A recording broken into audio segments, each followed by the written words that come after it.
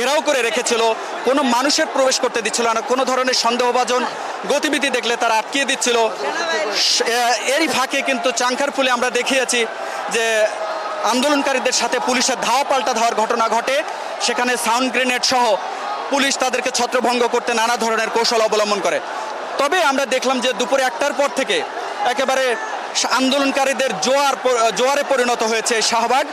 রাজধানী শাহবাগের আশপাশের যে ওভারব্রিজের ছাদ এবং এখানে একটি মনোগ্রাম রয়েছে, সেটির ছাদে এবং জাদুঘরের আশপাশে প্রত্যেকটি সড়কে কিন্তু মানুষের অবস্থান এবং এখানে সেনাবাহিনীর প্রচুর উপস্থিতি রয়েছে। পুলিশেরও উপস্থিতি শাহবাগ মোড়ের চারপাশে নেই, পুলিশ রয়েছে, তবে এই শাহবাগের থেকে বেশ খানিকটা দূরে 1 কিলোমিটার দূরে পুলিশের কাছাকাছি ভিড়তে দেওয়া হয়নি, কারণ আন্দোলনকারীদের পক্ষ থেকে বা পুলিশের সাথে এখানে যেন কোনো ধরনের অপ্রীতিকর ঘটনা না ঘটে, পুলিশ যেন আন্দোলনকারীদের উপরে আর কোনো চড়াও বা কোনো ধরনের তাদের সাথে সংঘর্ষে না জড়ায়, সে বিষয়টি নিশ্চিত করছে সেনাবাহিনী। এবং আমরা একটি এখানে খুবই স্পর্শকাতর দেখেছি যে আন্দোলনকারীরা সেনাবাহিনীর সদস্যদেরকে জড়িয়ে ধরে তারা তাদের এই অবস্থানকে, শান্তিপূর্ণ অবস্থানকে তারা সাধুবাদ জানিয়েছে।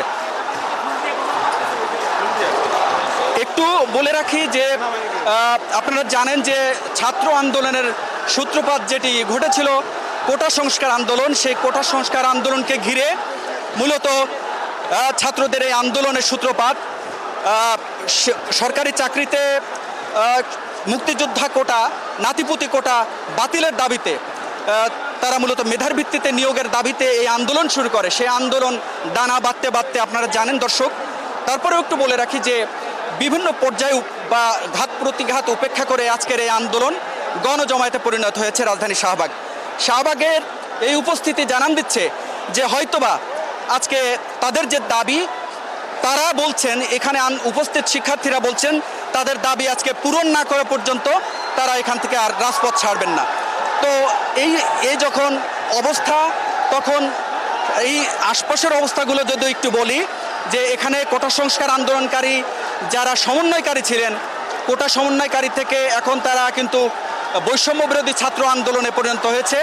কোটা সংস্কারের দাবি পূরণ করেছে সরকার, তারপরও নানা ধরনের সহিংসতায় বা নানা ধরনের পুলিশের সাথে সংঘাতে অনেক ছাত্র মৃত্যুর ঘটনাকে কেন্দ্র করে